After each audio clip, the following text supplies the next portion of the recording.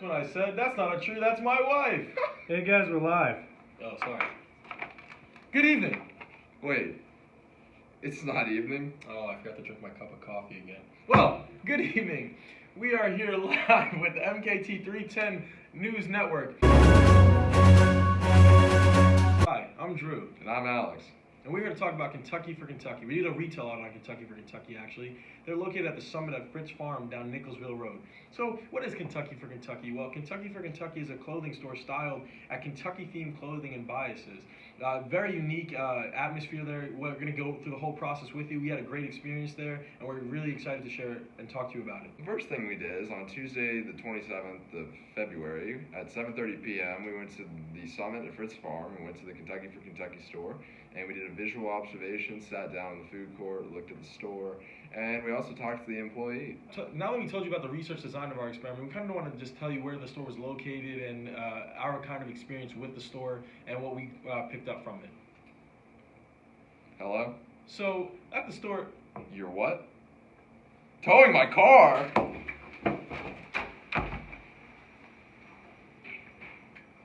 That's the 5th time this car was towed this week.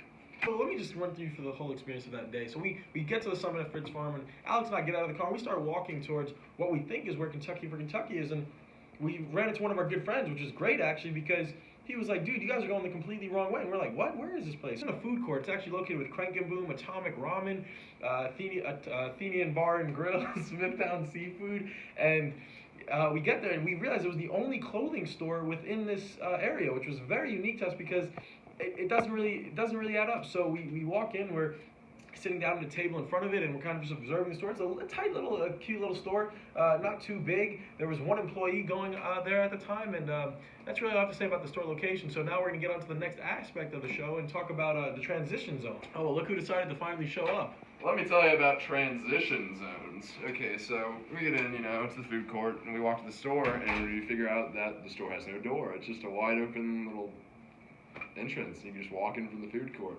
So Drew, now that I've talked about that wonderful transition zone, would you like to give us a little intro into the traffic flow of the store? Sure, I'd love to, actually. And the traffic flow, it's very interesting. You walk up to the store, and so the store has got, there's 2 aisles of the store, essentially. So there's a middle section of it, and then you have an aisle on the right and aisle on the left, and the registers in the back. So the way it works is that when you initially approach the store, you're going to be looking at the center console of it, and then you're going to do a little loop around it. That's what typically we saw based on our observation. You're going to do a loop around the store. Now that I've spoken about traffic flow, Alex is going to lead us into the crowding of the store. Oh, crowding. Let me tell you about crowding. It's miserable, just like the parking outside, actually. So there's not a ton of space in the store. Like, it's little 2 aisles, very small. But people don't tend to stick around very long because most people that come in are browsing, looking at goods, seeing the prices are $40, going, wow, I'm not spending $40 on a shirt, and walking out. Some of them buy, but I mean, especially during the time we came, I mean, there'd be like 2-3 people in there at one time. I mean, that's not enough to actually crowd the store, and they didn't buy except for like once, maybe twice. So, yeah, crowding's not a very big issue at all. So we know there's not a lot of people in the store, but Drew, could you tell me about the people that did go in the store? Yeah, it seemed to be geared toward the younger, higher income people with an urban style kind of look. It also seemed to be more shoppers than buyers, so it was more people just kind of roaming around than actually buying goods. But there was a lot of families that were coming in. It was like a high school family with a mother and a daughter. I remember seeing actually an older daughter, and I think that was just really geared toward the the college student, because they had some very funny slogans on the t-shirts. It was geared towards higher income college students. Could you enlighten us on what that slogan was, Drew? Kick ass sales. So now that we spoke about the shoppers and buyers in the store, how did those shoppers and buyers get into the store? Well, luckily for us, Alex is here, is going to tell us all about the signs leading from the out to the inside of the store. Well, let me tell you about those signs, because honestly, they were not good. So the sign above the entrance to the store itself was, I mean, it didn't even stick out at all. It was flat. It just said Ky4Ky in the middle of a food court. To be completely fair, it was a very large sign, but it didn't really pop, and that's what I think Alex is trying to say. Yeah, and well, you have all these other food places like Atomic Ramen, like explosive, like cool name. How can you not have that for a retailer in a food court? You're in a food court and you're a retailer, which doesn't make any sense, first of all. But, that'd be fine maybe if the barn, advertised it and had like a little sign that said Ky4Ky. But outside the barn, you look, and Ky4Ky is not even on the list of retailers and stores. We actually have a photo that we're going to pull up and show you. So when you first get out of the car, there is a sign with all these retailers within the barn. But unfortunately, Ky4Ky didn't make that sign, and that's the photo we're showing you right now. But as you started walking down the sidewalk up into the actual entrance of the barn, they did actually have a sign that said Kentucky for Kentucky, but it was so late that it didn't really attract the eye, and you had to almost go out of the way to find it. But however, there's actually a sign outside the entrance to the store that has sales on it, and that sign's actually very good because you get a free tote bag if you spend $30 on a purchase. And speaking on that sales sign, Drew, would you like to talk about other kinds of involvement that the store has? Yeah, so there wasn't much involvement with the store, but there was one employee behind the cash register, and I did get to speak to him, and he's the manager of the store. And very outgoing, very friendly guy. He really was really inviting us into the store, and it was just a very nice feel coming from him. If there were more employees, however, maybe we would have felt a little more enticed to come in. So now we've really spoken about the store and how it attracted us. So I'm just going to talk about the whole atmosphere around the store, and Alex is also going to talk about it. So the atmosphere of the store, let's start with the parking. I mean, the parking is very close to the barn. There's parking pretty much everywhere around the summit. Very good parking for every place you possibly want to go to. The store itself had very soft lighting. It was very pleasing to the eyes, very easy to go into. Had very good music. It was very catchy, some old tunes, kind of got you grooving. Classic rock. I was really feeling the 1970s. It was fantastic. I was like, oh, I wish I was born in the 70s. Yep, there's also the unique products on the walls of the store, like a moose head. There were some Colonel Sanders action figures, I guess. You had some paintings.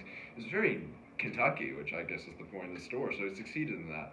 There's also no window treatment, just because it's, inside of a food court, so you can't really see it from outside, which is kind of, I don't know, a problem for the store. But the store itself, in terms of atmosphere, is very stylized to Kentucky biases. It was really clean and amazing inside. The store was very clean, and that's one thing that I'm huge about. If I go to a store and it's all messy and it's not clean, I'm walking right out. So definitely the atmospherics were a great part of the store. So now that we've spoken about the whole store experience and the atmospherics and the involvement with the store, we're going to talk about the last and final part of a retail buying process, which is the checkout. So I got a very unique experience. I got to talk to the manager firsthand about the checkout, which was really interesting. They have an iPad, so they use an iPad for all their checkouts, and they have everything on the iPad. Every item that is in the store is on the iPad. They have inventory numbers and everything like that. And then they actually had a Bluetooth credit card scanner. So if your credit card has Bluetooth, you just put the credit card over the scanner, and you can pay out like that automatically. And if your credit card is not that advanced, they have a normal swipe as well. But I think the technology at the store was really unique, and that's something that is definitely going to help them in the future. Speaking of the future... Oh, I'm glad you just mentioned the future, because next week we're actually having a broadcast on how robots are taking over the world. So please be sure to tune in next week on how robots are taking over the world. But now back to the recommendations. I hadn't mentioned any recommendations yet, but thank you, Drew. So our first recommendation that we have for the company is to improve their signs, as their signs are not very noticeable. So if they had more advertising around the summit, then more people would see them, more people would go in, they would get more business. Also, the deal sign's a good start, but they can improve on that with more promotions, more sales, cheaper goods. So, second recommendation that we have is relocating. While they are at a great location with the summit being a new upcoming place, their location within the actual summit is not good. The barn is not a good place for them. The barn is honestly another name for a food court. It's completely a food court, not a place to sell clothing. So if they could find another place on the outside of the summit, that same size store, just on the outside where it can actually be visible from the road, I think that would be very advantageous. I think that they would get a lot more customers, and they would obviously have a lot more traffic flow from cars passing by. Yeah, and the last thing that we think that they could improve on is adding another employee during all hours that brings people in, kind of as a incentive to, I don't know, bring in more customers, as they didn't have any when we were there. They had one person at the register, but if they had another person out around the store, maybe outside, with flyers, like come on in, deals, then more people would come in and promote business, and those are our recommendations for the future. All right, now that we've spoken about the in-store location, we're going to talk to you about the website. Luckily for you guys, our tech analyst from New York just flew down, Reed. He's going to talk to you all about it. Yeah, how's it going? I'm the big Knicks guy here. But let's talk about the website. So to go along with the store, there's also a Kentucky for Kentucky website, which offers more products and is convenient and easy to use. The main page has 6 tabs: Shop, Journal, Collaborative, About, Press, and Kentucky Ground. It is very clean and organized, and along with the search bar, is very easy to use. It targets the same market as the store. There is a high level of involvement on the website, as the About tab tells you about the company, and the Collaborative tab allows customers to work with the company and bring them to an event. The website is very clean and heavy on its Kentucky theme. Checkout is just like any other online transactions. Our one recommendation, however, is to color code the products on the feature page as to distinguish between them. Well, that concludes our retail audit for Kentucky. Kentucky.